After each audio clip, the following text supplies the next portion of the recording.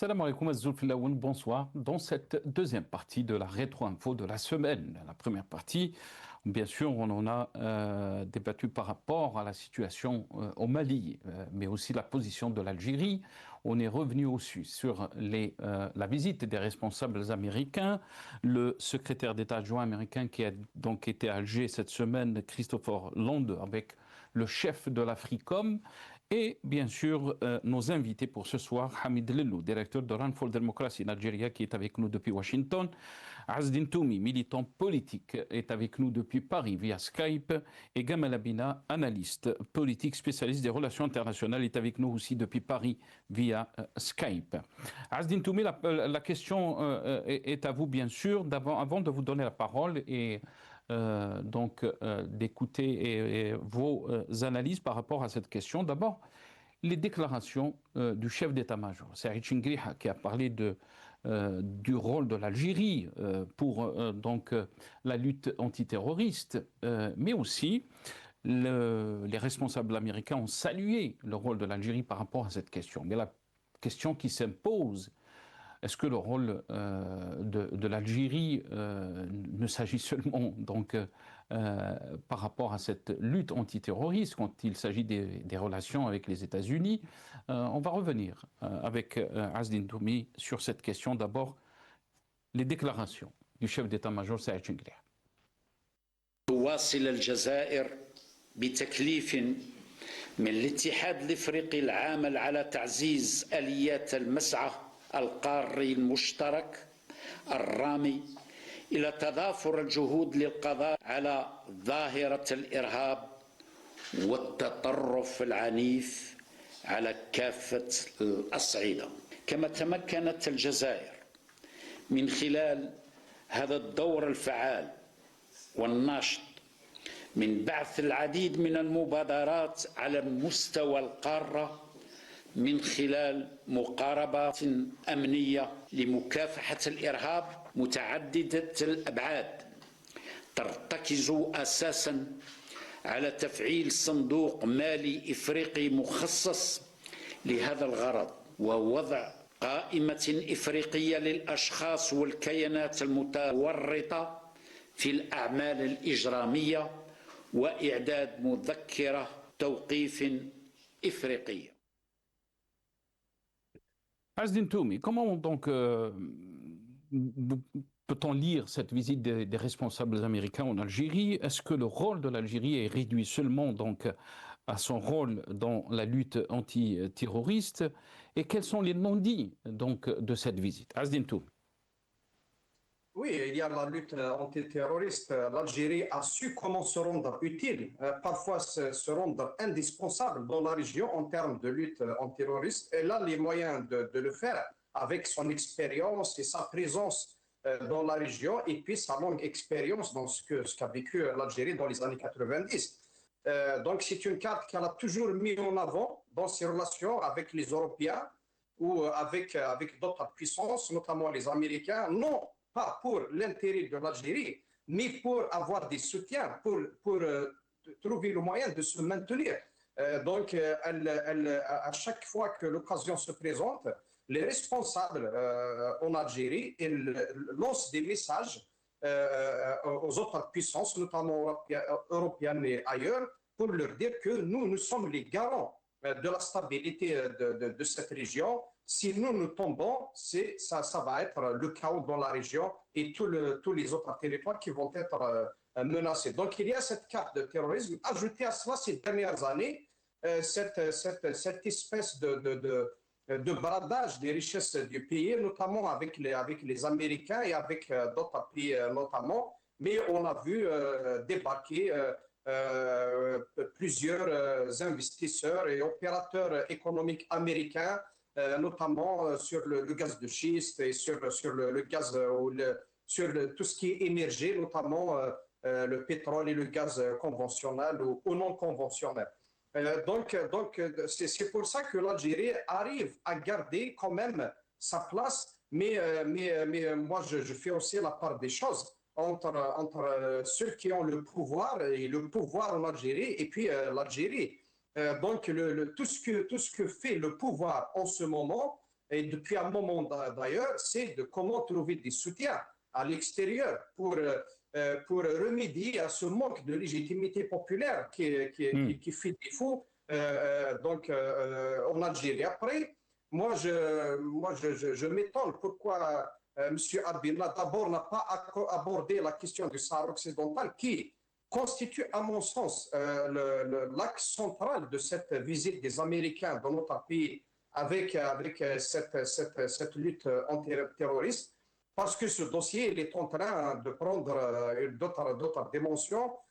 Donc, les Américains eux-mêmes ont dit que ça a trop tardé et il faut que ce dossier trouve enfin solution. Donc, il y a aussi de la part du pouvoir en Algérie de trouver un habillage, de trouver une couverture pour trouver une sortie honorable de ce dossier qui est en train d'arriver à la fin du statu quo. Donc, certainement d'ici quelques semaines, peut-être quelques mois. Donc, qu'est-ce qui s'est dit sur ce dossier? Qu'est-ce que les Américains avaient apporté comme message aux autorités algériennes sur ce dossier? Quel est le calendrier qui a été proposé pour la fin de ce conflit? Quels sont... Donc, bien sûr, les Américains, ils font tout pour qu'à la fin, que la solution soit adoptée, qu'elle soit en quelque sorte, elle sauve en tout cas l'honneur de toutes les parties. C'est ce qu'on appelle, il n'y aurait pas de vaincu ni de vainqueur, mais on sait très bien. Donc, je fais rappeler à Bila qui dit que l'Algérie a une stabilité politique. Je ne suis pas d'accord avec ça. Et il a trouvé le moyen de dire qu'il a insinué qu'il y a des exploits dans notre diplomatie actuelle. Je ne suis pas d'accord. Moi, voter aux Nations Unies une résolution qui donne le droit à Trump sur le territoire de Gaza n'est pas un exploit diplomatique. Être en position disons, entre guillemets, de faible dans le dossier du Sahara occidental n'est pas un exploit diplomatique. Donc, quand on coupe des relations commerciales avec l'Espagne, puis on reprend les relations sans que l'Espagne ne change de position par rapport au dossier du Sahara, n'est pas un exploit diplomatique. Et j'en passe par d'autres. Donc aujourd'hui, bien au contraire, celui qui aime l'Algérie doit remettre en cause la politique qui est en train d'être exécutée par le pouvoir en Algérie et il cumule les échecs. Il faut que ça s'arrête. On ne peut pas continuer à soutenir ou à trouver des circonstances atténuantes ou à essayer d'expliquer ou d'analyser avec je ne sais quel discours et on se retrouve à la fin comme étant on se retrouve à soutenir la politique sans le vouloir peut-être, mais à soutenir la politique de ce régime qui est en train de cumuler des échecs partout sur le plan économique, sur le plan politique. Aujourd'hui, l'Algérie elle est dans une impasse politique. Certainement, ça va se répercuter sur l'image de notre pays ailleurs. Et l'image de l'Algérie aujourd'hui, donc il y a le classement de RSF qui vient de sortir, donc il y a 2-3 jours, qui classe l'Algérie à 145e, position sur la liberté de la presse. Il n'y a pas de débat contradictoire en Algérie. On est en train d'imposer une feuille de route aux Algériens. Le pouvoir, il a tourné le dos au peuple algérien, il faut le dire. C'est ça la réalité. Après, on peut se mentir. On peut dire que voilà, l'Algérie est un grand pays. L'Algérie est un très grand pays avec son peuple, avec son histoire millénaire, avec sa jeunesse, avec sa ferveur, avec la volonté du peuple d'aller de l'avant, d'aller vers le changement. Mais en contrepartie, on a un régime qui est en train de tirer le pays vers le bas, qui a consommé tout le capital qui a été cumulé par nos ancêtres, par le combat de générations. Ils ont consommé le capital lié à la révolution, lié à notre diplomatie, lié à notre combat sur le plan démocratique. Et ils ont consommé le capital lié au sacrifice dans le sang du peuple algérien, dans la lutte antiterroriste, etc. Et moi, je suis étonné qu'à chaque fois qu'on rappelle que l'Algérie a vaincu le terrorisme, mais à quel prix? le peuple algérien a payé le prix très fort et très cher dans le sang, dans la chair, dans la souffrance pendant des décennies. Il n'y a pas un Algérien aujourd'hui qui a vécu dans cette période, qui est né dans les années 80 et plus, donc aller vers l'antérieur, donc il n'a pas connu la souffrance, qui n'a pas connu l'angoisse, l'anxiété, les déchirures, le mal de cette période. Donc aujourd'hui, on a l'Algérie a le droit, les Algériens ont le droit aujourd'hui d'avoir un avenir meilleur, d'avoir un présent meilleur, différent de celui que vivent les Algériens en ce moment. Donc il faut aujourd'hui critiquer la diplomatie, apporter une critique à la politique du régime n'est pas anti-algérien, c'est anti-régime, anti-système et ça s'appelle de l'opposition. Maintenant, si on veut éliminer l'opposition de champ politique dans notre pays, ça ne pourrait pas tenir longtemps. On ne peut pas aller loin avec une telle politique répressive. Très bien. Restez avec nous, Azzdine Toubi. Bien sûr, on va essayer de clore ce volet de la diplomatie, mais on va revenir sur la question intérieure. La politique intérieure, cette semaine, bien sûr, a été marquée par ces campagnes de sensibilisation pour les jeunes, donc pour aller voter dans les prochaines élections donc législatives prévues le 2 juillet prochain. D'abord, on va regarder donc ce clip, un aperçu de ces campagnes électorales et qui visent la jeunesse, mais aussi d'autres franges de la société. On regarde. ترسيخا لثقافة المواطنة والمشاركة السياسية يبرز دور الشباب كفاعل محوري في الاستحقاقات الوطنية بصفته حلقة مهمة في صنع القرار تعزيزا لحضوره في الهيئات المنتخبة. مشروع رئيس الجمهورية هو إعطاء المشعل للشباب في الحياة السياسية وهذه أول خطوة إن شاء الله للشباب في لصناعة السياسة في الجزائر وتقلد المناصب. تكون هناك مشاركة قوية للشباب الجزائري حتى يساهم في تغيير بلاده للأفضل وحتى يساهم في بناء الجزائر ويحافظ على هذه الأمانة. لازم كل الشباب يساهموا، مش يعني تجيك ذيك الفكرة انك من فوطيش من ايفيتي منها راح تكون مسؤول عليها. ولتشجيع الشباب على التسجيل في القوائم الانتخابية تنطلق هذه القوافل التحسيسية للتواصل المباشر مع المواطنين للتوعية بأهمية مشاركة الشباب في الانتخابات. شباب الجزائر يشارك في مبادرة هيا شباب لنشجع الشباب في التسجيل في القوائم الانتخابية لأننا نؤمن أننا معا نشارك لنصنع الغد. Voilà, donc vous avez vu ce petit reportage donc, qui encourage les jeunes à aller voter dans les prochaines élections. Question bien sûr, pourquoi la jeunesse semble-t-elle se détourner massivement des urnes, mais aussi, est-ce que ces campagnes de sensibilisation peuvent-elles réellement inverser la tendance qui est l'abstention. Les Algériens ne votent plus, on l'a vu par exemple dans les dernières élections présidentielles de 2024, où il y a eu une très grande abstention. D'abord, on regarde ce poster qui a été publié. Voilà l'image que vous êtes en train de voir. Et peut-être je vais traduire aussi à notre ami Gamal Abina. نحن ندعوكم للمشاركة. الوطن يبنيه أبناؤه ومشاركته في الانتخابات هي أول لبنة في هذا البناء. سجل اسمك في القوائم الانتخابية لأن صوتك هو الفرق بين وطن يتقدم ووطن يتراجع. Voilà. Donc on vous encourage, on vous appelle donc à aller voter en masse parce que votre vote est important et c'est la première pierre angulaire, si on peut dire, pour construire un pays donc solide, un pays qui est en train d'avancer. Et vous avez vu donc cette image. Gamal Abina, on va revenir sur la question intérieure, bien sûr, avec vous. Et souvent, donc, vos analyses parlent d'une situation qui est, on peut dire, positive, que connaît notre pays à l'échelle intérieure. Et là, bien sûr, des questions sont posées par une certaine opposition. Même Azdin Toumi l'a rappelé, que l'opposition, par exemple, en Algérie, ne peut pas avoir d'activité normale. Il n'y a pas de débat, si on peut dire, contradictoire.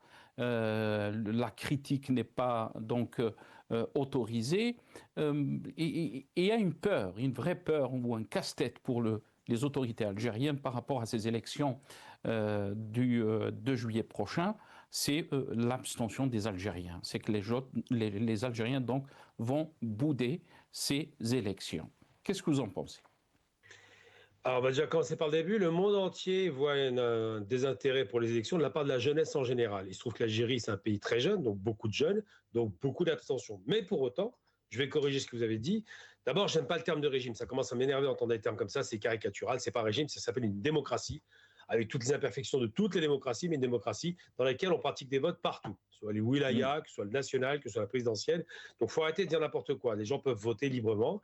Il y a des campagnes qui sont orchestrées pour le vote, mais il se trouve que les gens, en général, les jeunes ne votent pas. C'est dommage, on devrait imposer le vote. Moi, je pense que ce serait plus simple. Donc, dans une démocratie, donc pas dans un régime militaire, comme ça a été dit par Hamid Lelou, qui a fait une caricature, coup de force militaire et il dit que l'Algérie c'est un régime militaire, c'est complètement ridicule, mais ça c'est pas grave. Donc dans une démocratie, on a du mal à conscientiser les gens au vote. C'est classique, on a ça en France aussi. Je rappelle que M. Tebboune, dans sa seconde mandature, a été de loin largement plus. Il a plus mobilisé de gens, ils ont plus été au vote, il y a donc une abstention qui s'est réduite parce qu'effectivement, il y a une conscientisation générale. Je rappelle que quand M. Tebboune sort dans la rue, c'est un bain de foule et c'est des acclamations. C'est pas de la haine. Qu'il a une grande popularité, qu'on le veuille ou non. Ça dérange l'opposition. Peut-être que l'opposition n'aime pas ça, c'est normal, ils sont dans leur rôle. Mais il y a des réalités. Il y a un attachement du peuple au président qui est réel, parce que les gens ont le sentiment que c'est un président qui aime son peuple. Et je pense qu'il aime son peuple. Et je dirais simplement par rapport à ça, je ne dis pas que tout est rose en Algérie, parce qu'il n'y a aucun pays au monde où tout est rose. En Suisse, tout n'est pas rose. Mais il y a une réalité.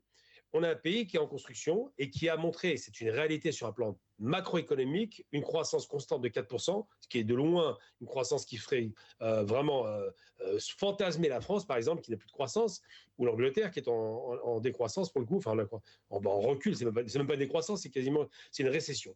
Donc il y a des pays qui sont en récession et d'autres qui commencent à se porter bien. Il y a une diversification qui est opérée, il y a une diversification au niveau de l'exploitation des ressources du pays, mais aussi au niveau de la production nationale, industrielle et agricole. Tout ça, c'est des constantes et des réalités que même la Banque mondiale et le FMI ne contestent plus. Et on parle d'institutions qui sont totalement indépendantes de l'État. Ensuite, j'ai entendu, alors pourquoi le Sahara occidental? Je rappelle que l'échec marocain est quand même consommé. Les Marocains disent que le Sahara occidental, enfin la République arabe sahraoui, c'est un groupe terroriste. L'Amérique arrive, vous allez négocier avec eux. C'est la deuxième fois que l'Amérique impose la négociation. Il y avait le plan Becker de 91, pareil, il devait négocier avec les Sahraouis, pas avec les Algériens. Et c'est très bien, l'Algérie n'a pas à s'immiscer dans les décisions sahraouis. Si les Sahraouis veulent être marocains, qu'ils le soient, s'ils ne veulent pas aller, qu'ils ne le soient pas. Ensuite, il y a la question de dire, donc il y aurait une pression américaine et l'Algérie serait couchée. C'est faux, on n'a reculé sur rien. Ensuite, alors sur le Sahara occidental, les Marocains négocient avec les Sahraouis. C'est là qu'il y a un échec consommé. Ensuite, la question de la puissance américaine. On l'a vu au Moyen-Orient, Trump a annoncé aujourd'hui, parce qu'il est coincé par son Parlement, que la guerre est finie. Il avait fait un cessez-le-feu, il n'a pas repris le combat, effectivement. Et là, la guerre est finie parce qu'il doit demander au Parlement américain s'il a le droit de faire la guerre, et le Parlement ne lui accordera pas un quitus. Donc, je ne suis pas certain que le Superboy américain soit aussi puissant qu'on le dit, parce qu'il y a des institutions aux États-Unis qui fonctionnent. Ensuite, il y a une référence à... Alors oui, la guerre civile en Algérie, effectivement, une guerre civile, c'est dur, il n'y a pas de problème, c'est un massacre considérable, il y a eu beaucoup d'interventions étrangères, on le sait aujourd'hui, mais il y a une réalité, il ne faut pas raconter n'importe quoi. Je veux dire, la guerre civile américaine de sécession, c'est 300 000 morts, avec des moyens de l'époque qui étaient réduits. Donc évidemment qu'il y a malheureusement dans une guerre civile, il y a beaucoup de morts. Évidemment qu'il y a des recours contradictoires. Et en plus, la guerre civile algérienne a été alimentée de l'extérieur, il faut le rappeler. Hein. Aux États-Unis, c'est entre eux. Eh bien, je suis désolé de le dire, que toute guerre civile est atroce, c'est vrai, mais c'est une victoire dans la mesure où on a enfin ramené la paix civile à la fois par l'arrêt de ceux qui étaient les plus grands criminels et par la concorde civile. Donc je veux bien tout entendre, mais je pense que là on a eu la chance d'avoir des présidents qui étaient à la hauteur, qui ont tenu ce qu'on espérait tous. Le pays maintenant se réconcilie avec lui-même, mais il faut arrêter à chaque fois de tout mélanger. Alors après, j'entends quoi? Alors l'Algérie n'a pas écrit l'histoire apparemment à l'ONU. Bah si, elle a écrit l'histoire. Elle ne peut pas faire pression sur Trump parce qu'il fait n'importe quoi. Sauf que les pages d'histoire écrites avec les différents textes vont être des textes de loi qui ont une base juridique qui vont être utilisés a posteriori. Aujourd'hui, on ne peut pas le mesurer. Demain, on reparlera de la Palestine. Et il y a une réalité, l'Algérie a ramené, je rappelle, 3 fois la Palestine au cœur de l'ONU. Une fois avec Yasser Arafat en 1974, une seconde fois avec la création du Conseil national palestinien en 1988 à Alger, une troisième fois en 2022 quand on a parlé de réintégrer la question palestinienne au sein de la Ligue arabe, et là, pendant 2 ans à l'ONU. Donc je suis désolé, les textes ont un sens dans des pays démocratiques, même si l'Amérique a tendance à avoir un penchant un petit peu antidémocratique. Les textes ont un sens et on ne peut pas dire. Alors moi, j'en ai marre d'entendre des délires dans le genre, oui, l'Algérie, c'est pas une démocratie, donc ça marche pas. D'abord, c'est pas vrai, c'est une démocratie. Et ensuite, la démocratie n'est pas l'alpha et l'oméga de la réussite. Moi, la démocratie, je m'en fous un peu, pour tout vous dire. Je vois le modèle chinois, il n'est pas du tout démocratique, mais quelle réussite. Donc, il faut arrêter à chaque fois de dire ça. La démocratie, à mon sens, maintenant, c'est titre personnel. Je ne parle pas pour l'Algérie, qui la pratique. Je considère que c'est un luxe de bourgeois qui se refilent entre eux et que lorsqu'il y a une crise, et j'en donne la preuve, quand il y a des crises en Europe, c'est les pouvoirs militaires qui ont pris le relais, immédiatement.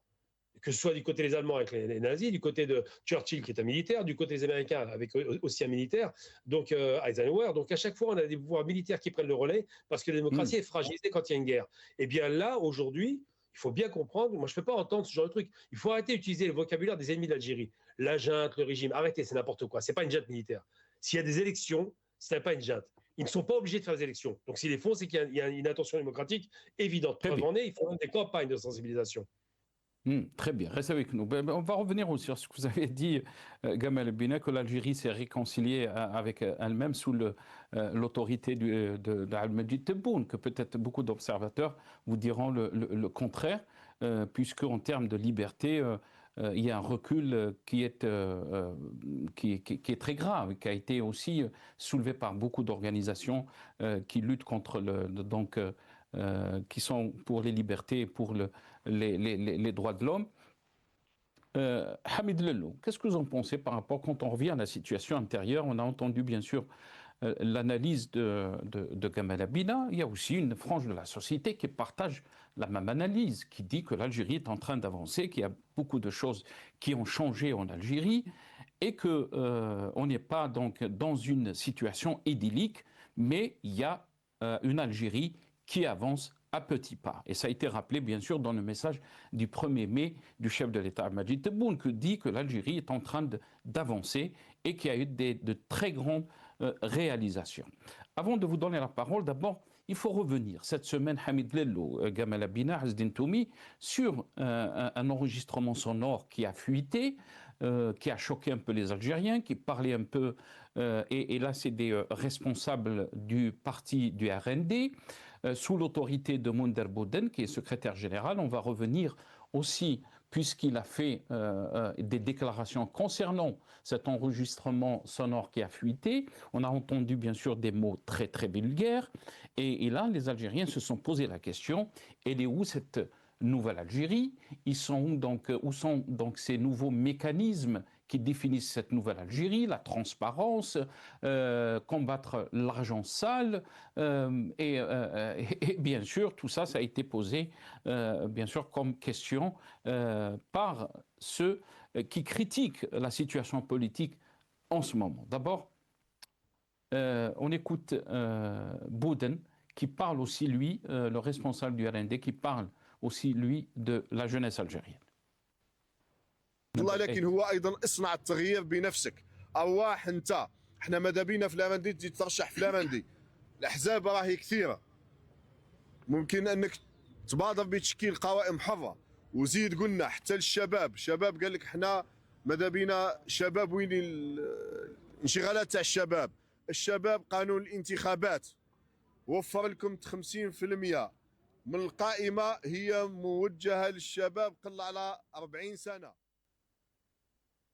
Voilà, mais dans une autre déclaration, vous allez voir aussi le responsable du RND, Mounder Bouden, qui a parlé, qui a répondu donc à ceux qui ont critiqué cet enregistrement sonore qui a fuité, qui a été donc publié beaucoup sur les réseaux sociaux, beaucoup de réactions, et qu'il y a eu bien sûr des passages qu'on ne pouvait pas montrer ou vous faire entendre dans cette émission, parce qu'il y a eu des vulgarités malheureusement.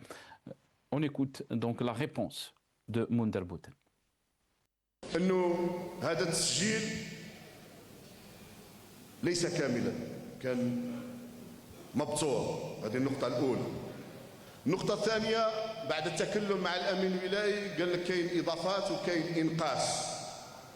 قال انه كان هناك تحضير للتسجيل، انه ربما كان هناك كلام تم استدراج به هذا السيد الامين الولائي الكلام، لانه الانسان لما يتكلم في اريحيه مع امره واصدقائه والعائله تاعو ربما احيانا يكون سادش، احيانا يتكلم وهو مرتاح. لكن الشيء اللي ناكده هنايا، انا اسجل انه هناك عدم مسؤوليه في التسجيل، انه هناك كان بعض الكلام غير مسؤول.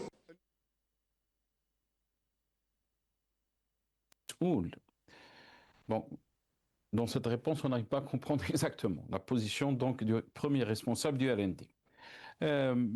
Hamid Lello, quand on parle d'élections en Algérie et quand on voit aussi ces campagnes de sensibilisation pour encourager les jeunes Algériens, mais aussi les Algériens en général, d'aller voter dans les prochaines élections. Est-ce que vous pensez qu'il y a une vraie peur au niveau de l'autorité algérienne qui est donc abstention, boycott de ces élections? Qu'est-ce que vous en pensez? Non, je ne pense pas qu'il y ait peur. Mais avant ça, j'aimerais répondre tout de suite Monsieur Abina qui crache sur la soupe qui le nourrit. C'est bien de critiquer la France, mais c'est la France qui vous autorise à critiquer et le président et les institutions, et de critiquer et de dire ce que vous voulez sans être pour autant inquiété. Et nous, si on dit le cinquième de ce que vous dites sur la France, si on le dit en Algérie, bon, bref, passons. Le pseudo-chef d'état-major qui passe son temps à la télévision et à parler, c'est pas son rôle.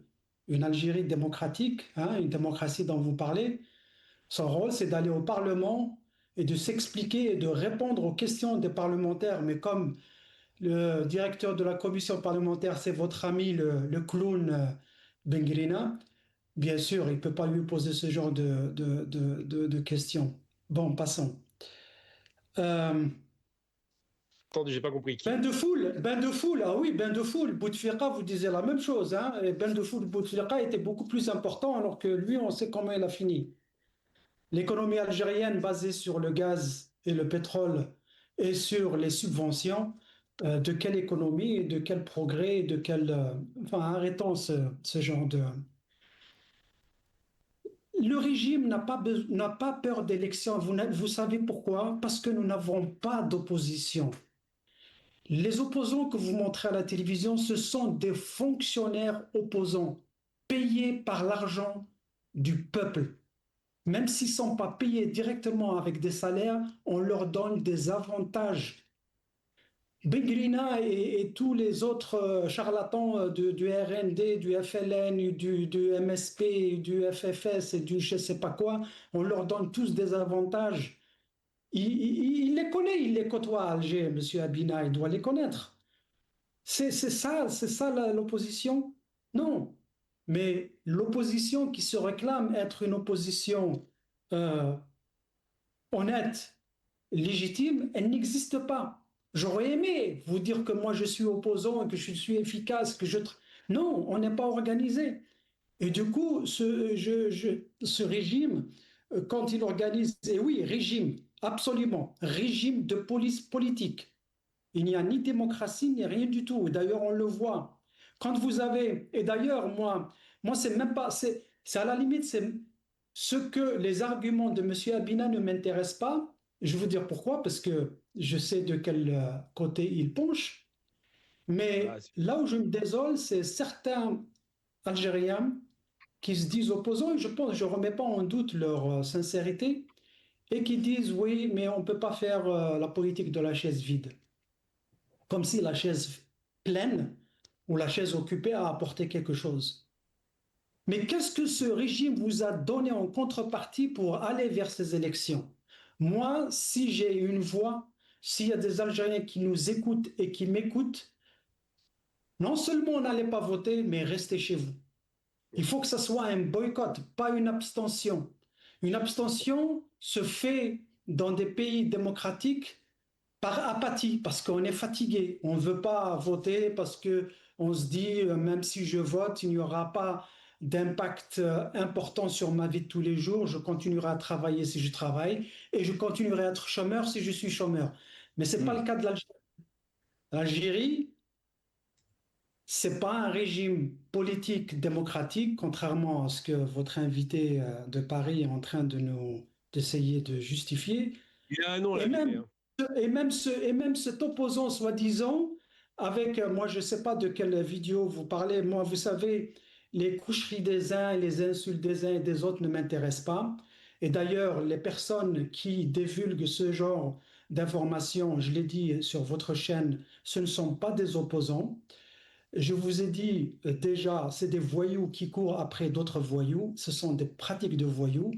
Et ce soi-disant chef de parti politique qui essaie de justifier l'injustifiable, qui justifie qu'une personne puisse être vulgaire et dire des obscénités entre familles, moi je ne parle pas comme ça avec ma famille, je suis désolé, je ne peux pas parler comme ça.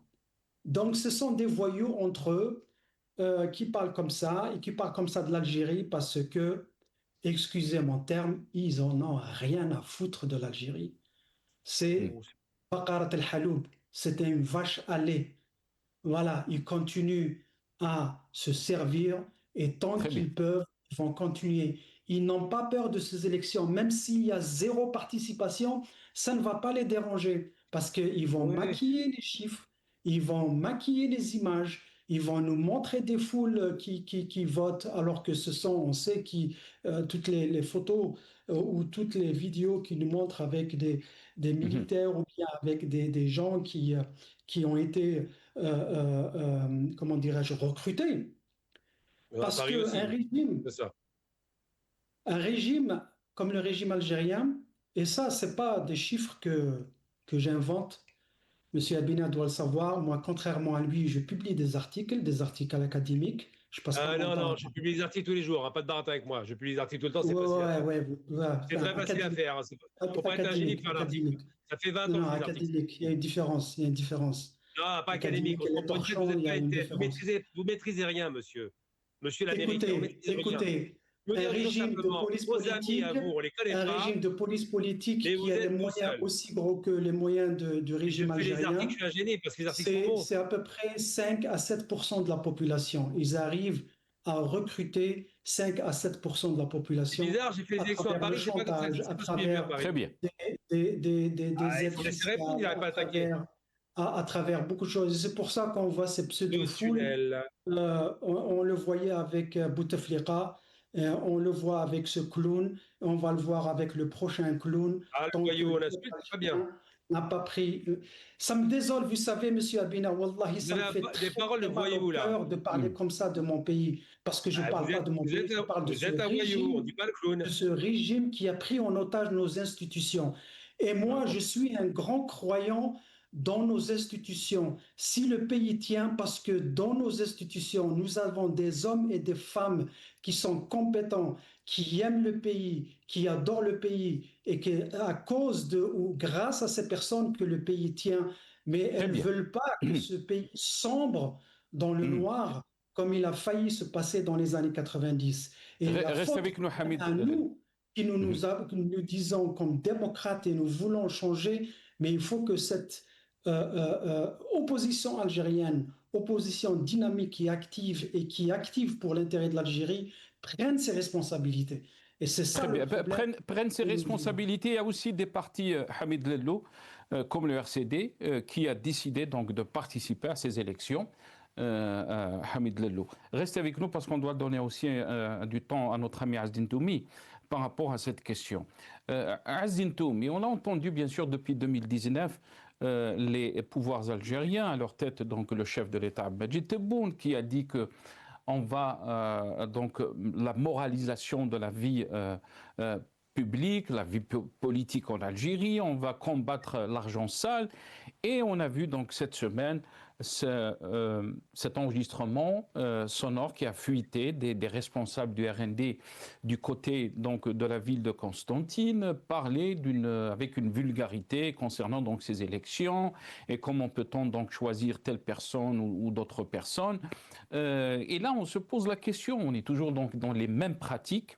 Comme on dit chez nous, Munderbouden, le responsable du RND, Jake Helha Zadamaha, comme on dit, on est dans cette continuité des mêmes pratiques. et que rien n'a changé sous cette Algérie nouvelle, Azdin Toum. Il faut se rappeler qu'en 2019, le peuple algérien est sorti dans la rue en millions. Pourquoi il était sorti? Il était sorti parce qu'il avait demandé un changement de système, tout simplement parce que la situation est arrivée au point où l'Algérie était complètement en danger, en faillite, sur le plan politique et puis sur le plan économique aussi. Donc avec la gestion d'un système qui était arrivé au bout. Donc 2019, et c'était une occasion au nord qui s'est présentée devant le pays pour faire la rupture avec ce système qui avait géré le pays depuis 1962 et arriver à quelque chose de nouveau, une Algérie, une vraie Algérie nouvelle, avec une nouvelle élite, avec de nouvelles pratiques, avec une nouvelle ère et une nouvelle époque qui garantirait un avenir meilleur pour notre pays dans la région et une place aussi pour notre pays dans la région et dans le monde. Le pouvoir, il a choisi, entre sauver l'Algérie, il a choisi de se sauver lui-même. Donc il a tourné le dos au peuple algérien, il a réprimé le Hirak, il a cassé le Hirak avec des emprisonnements, avec de la répression, avec des contrôles judiciaires, etc. Et donc ce Hirak qui était normalement donc une occasion pour permettre à une nouvelle élite d'émerger, le pouvoir l'avait cassé. Donc aujourd'hui, on est face à un recyclage, un système de recyclage. Donc on prend le RND, on change les personnes, mais on essaye de changer un petit peu la manière de parler, mais réellement, on garde tout là, tout est là, les pratiques, on ne peut pas les changer. On a gardé le FNL, on a gardé TEJ, on a gardé donc d'autres qui n'ont pas pu les recycler, donc dans des partis politiques, comme par exemple d'autres partis, ils les ont recyclés dans le Mujtama al-Madani, dans les comités de quartier. Donc il y a en fait les Algériens, au lieu d'avoir un nouveau système, donc ils ont eu le droit de réchauffer. Donc on se retrouve en fait dans le même système. Et y compris le discours de Abina, du temps de Bouteflika, il y avait d'autres personnes qui défendaient, qui trouvaient de l'intérêt à dire que Bouteflika, non, finalement, il a fait quelque chose, c'est la réconciliation. Mais regarde, à la fin, ça a abouti à quoi? Donc aujourd'hui, M. Abina, l'Algérie n'est pas une démocratie. C'est osé de dire ça au moment où il y a des journalistes en prison en Algérie. Il y a des hommes politiques qui sont... Karim Tabou, il est contrôle judiciaire de plus de 3 ans. Ça ne peut pas arriver dans une démocratie des trucs pareils, de la répression pareille. Aujourd'hui, les partis politiques, ils sont sous le coup du chantage. Soit vous participez aux élections, et c'est nous, le pouvoir, qui vous donnerons les sièges, si on décide de le faire, sinon vous allez être dissous, etc. Hier, c'était le 1er mai. Le CNAPES, il y a une procédure judiciaire demandée par le ministère du Travail et le ministère de l'Éducation, soutenu par le ministère de l'Éducation, pour dissoudre un syndicat. Donc, j'avais dit par rapport je l'avais rappelé par rapport à la 145e place de l'Algérie sur 180 pays en ce qui concerne la liberté de la presse. Aujourd'hui, la presse elle est muselée dans notre pays. Il n'y a plus d'espace. La vie politique, elle n'existe plus. Donc, il y a un schéma politique, il y a une carte politique sous le contrôle des services de sécurité et sous le contrôle de la police politique. C'est ça. Donc, vous appelez ça élection. Vous avez parlé de la victoire du chef de l'État pour son 2e mandat. Lui-même avait contesté les résultats. Lui-même avait douté à travers un communiqué dans les résultats et dans l'opération des élections. Les Algériens aujourd'hui, moi je ne parle pas en leur nom, mais les Algériens savent pertinemment que les élections, que les institutions issues des élections d'Algérie n'ont aucune crédibilité et n'ont alors là aucun pouvoir de décision, ni dans le pouvoir, dans le changement de la situation, ou bien trouver des solutions. Aujourd'hui, vous interdisez les débats, vous croyez qu'un député peut demain aborder des questions essentielles qui sont relatives à la diplomatie ou d'autres questions. À la pierre, on a vu des députés qui ont été poursuivis plus tard, etc. Donc aujourd'hui, ces élections, elles sont réduites à une formalité administrative. D'ailleurs, c'est l'administration qui va organiser ces élections. Et le pouvoir, il sait très bien que les Algériens ne vont pas aller aux urnes parce qu'ils connaissent, ils ont des rapports, ils ont un retour des services de sécurité sur le terrain. Ils savent que les Algériens ne croient plus aux élections. Bouteflika avait organisé 15 ou plus de 15 élections. Et regardez à la fin où est-ce que ça a mené le pays. Quand vous avez parlé, M. Abina, de la diversification de notre économie, le chef de l'État lui-même nous avait parlé de 7 milliards de dollars d'exportation hors hydrocarbures. Il nous a promis un chiffre de 13 milliards. Lui-même, dans sa dernière déclaration, avait reconnu qu'on avait exporté à moins de 5 milliards de dollars en dehors des hydrocarbures. Donc, vous avez une économie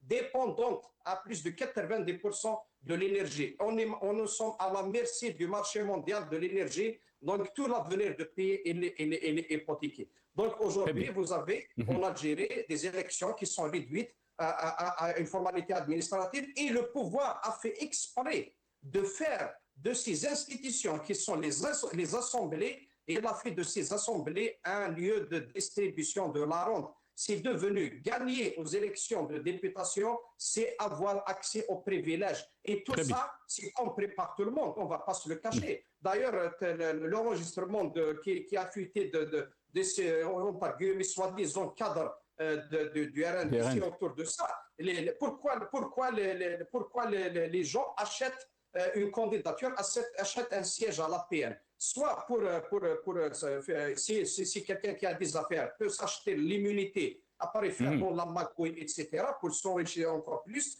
ou bien pour celui qui n'a pas de situation, une situation sociale. Donc, c'est une manière d'avoir accès aux privilèges et aux petits intérêts, etc.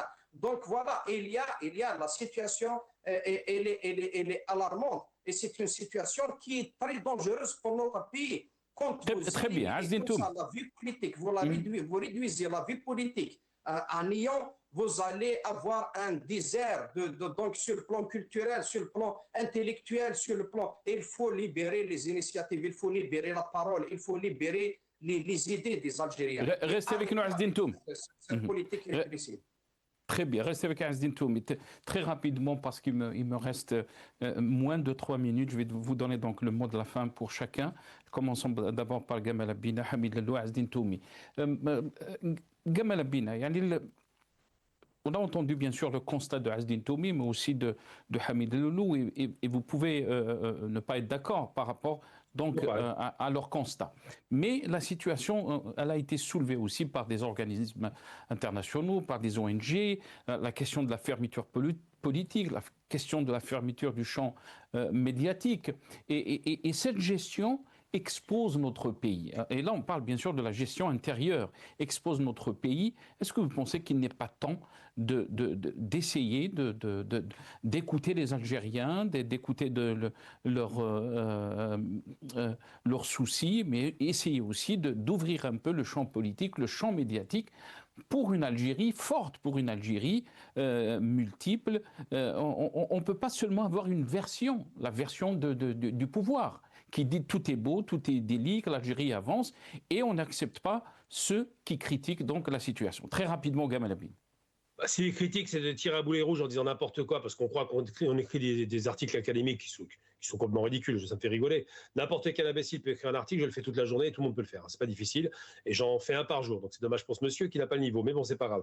On met de côté. Ensuite, quand on donne des cours, on prend des cours d'économie. On dit pas n'importe quoi. Hydrocarbures, c'est pas le cas. Aujourd'hui, l'Algérie est très diversifiée, mais il faut qu'il y aille. Avant de parler, 95% de la production nationale algérienne aujourd'hui est algérienne. C'est dur à entendre. Hein. La diversification à l'export a commencé. On est passé de 1,5 à 5 milliards et c'est un objectif affiché et louable qui est proposé par le président parce qu'il veut créer un effet d'engouement et ça fonctionne. Donc de dire que c'est pas diversifié, c'est faux. On exploite les mines aujourd'hui, on n'est pas dépendant des hydrocarbures parce que les fluctuations du pétrole ont été très très grandes, de $60 à $115 et pour autant, on était donc à 65 $ le baril.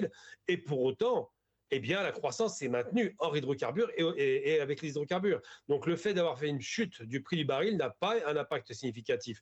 Et je vais te dire simplement, c'est que ces données en question sont des données qui ne sont pas nationales. Ce sont les chiffres de la Banque mondiale, du FMI, des douanes internationales, donc on ne peut pas les contester là-dessus. Et donc, ces chiffres-là sont donnés de façon très claire. Il y a une progression, il faut du temps pour que les réformes aboutissent, et ça commence. Et je rappelle que quand on manifestait pendant le Hirak, c'était contre le 5e mandat, pas pour tout mettre par terre. Il y a une classe politique diverse en Algérie. parti. Et je considère que on parle toujours de Karim Tebboune, on a l'impression que c'est un dieu. C'est quoi son parti? Moi, je ne le connais pas. Mais ce qui est sûr, c'est que les gens qui sont significatifs ont organisé des partis et ont été validés. Comme dans tous les pays du monde, des pays qui ont le sens de l'État. Très bien. Je réponds simplement, pour finir mon propos, c'est qu'il y a eu plein d'attaques à droite et à gauche. Bon, 2 contre 1, ça j'ai l'habitude, c'est pas grave. Mais j'en ai marre d'entendre des discours à la CNews, des discours d'extrême droite où on parle de junte, où on parle de régime, où on dit que c'est pas démocratique. J'ai eu un sioniste en face de moi qui m'a dit la même chose. Je lui ai cloué le bec en disant c'est une démocratie. Elle ne vous plaît pas, mais c'est une démocratie. Et ça vient d'un sioniste qui a un pays terrible en matière de barbarie coloniale. Donc, il faut arrêter de dire n'importe quoi. Soyez un peu plus nationaliste, soyez un peu plus proche du pays et investissez dans votre pays plutôt que de parler. Il y en a marre de ces pleurnicheuses qui passent le temps à critiquer, à investir. Hamid Lello, très rapidement, s'il vous plaît, et on va finir avec Azdine Toumi, parce qu'on a dépassé le temps de l'émission. Très rapidement. Monsieur Abina, vous êtes descendu tellement bas. Franchement, j'étais surpris d'entendre. Il y a n'importe quel imbécile peut publier un article académique. C'est votre seul argument. Lamentable. Lamentable. Merci, Nasser. Hamid Lello, donc je vous ai donné le temps. Il peut produire un article académique. Alors, qui sait qu'un article académique, c'est un article qui est vérifié par d'autres académiciens. Mais enfin, il avait besoin de tomber aussi bas parce qu'il n'a aucun argument. Et nous comparer, moi et M. Toumi, à des sionistes. Hein, j'ai dit que vous avez même discours sioniste, c'est plus le bec à moi. Arrête, tu es ridicule. Tu es. Bon, c'est pas super, on va tutoiement. Dégage, je ne veux même pas entendre. Monsieur Nasser, ça on reste dans le respect du débat. Je sais que vos avis sont différents. Honnêtement, moi je croyais qu'on pouvait discuter. Je sais que vous avez des visions qui sont différentes, mais on reste dans le respect des personnes. Et c'est avec ça qu'on va essayer, bien sûr, de faire avancer les choses, parce qu'on ne peut pas avoir tous les mêmes avis. On a des avis qui sont différents, mais on essaie bien sûr de les exposer dans le respect total. Très rapidement, Azdine Toumi. Moi-même, je vais dire à M. Abina que malheureusement, vous êtes du mauvais côté de l'histoire et vous n'avez pas de leçons à nous donner, à moi ou à Hamid ou à un autre Algérien, sur le patriotisme ou sur le nationalisme. Donc, l'amour du pays, donc personne n'est algérien plus qu'un autre. J'ai vécu toute ma vie en Algérie, je connais très bien l'Algérie, j'ai partagé la misère avec les Algériens, j'ai partagé ma vie avec les Algériens, je connais très bien le pays. Donc, vous n'allez pas me donner des leçons sur le nationalisme. Moi, je suis contre le régime. Je ne me rendrai jamais complice avec la politique de ce régime qui est en train de détruire l'Algérie, qui est en train de réduire le rôle de l'Algérie à un observateur dans la région, comme je ne me suis jamais rendu complice avec le régime de Bouteflika, et l'histoire nous a donné raison. Donc, vous êtes du mauvais côté. Merci beaucoup, Azdine Toum. Merci beaucoup. Je pense un petit mot, vous voulez, Hamid Lello? Oui, puisque j'aimerais reprendre mon temps. Monsieur Abina, votre pseudo-nationalisme, puisque vous avez décidé de descendre aussi bas et de personnaliser, vous aimez autant l'Algérie nouvelle. Chiche, moi demain, l'Algérie prend l'indépendance. Je rentre chez moi, je m'installe chez moi. Vous voulez le beurre et l'argent du beurre. Ben, rendez votre passeport français, vivez avec le passeport algérien. Oui, mais c'est ça, c'est vous qui avez... Vivez avec le passeport algérien et ne venez pas me dire vous êtes né français. Vous pouvez renoncer à la nationalité française. Vivez la vie des Algériens. Soyez nationalistes. Soyez comme merci à vous. Merci à mes invités. Merci donc à Hamid Lello, directeur de Renfort Démocratie en Algérie. Merci à Azdine Toumi, militant politique. Vous étiez avec nous depuis Paris. Merci à Gamal Abina, analyste politique spécialiste des relations internationales. Bien sûr, notre souhait, c'est toujours de garder ce débat, donc le débat des questions algériennes, dans le respect, malgré donc ces différences qui peuvent être bien sûr comprises et respectées. Et on essaie toujours donc d'apporter une façon de voir les choses qui est différente des médias algériens en Algérie, et on fait notre possible pour vous ramener donc cette analyse. On espère que toujours nos débats resteront dans le respect, bien sûr, des invités, des personnalités qu'on invite. J'étais très ravi de vous avoir tous les trois, Hamid Louazdine Toumi et Gamal Abina. Et j'aimerais vous inviter aussi dans d'autres émissions. Merci à vous. Ya'tikum saha.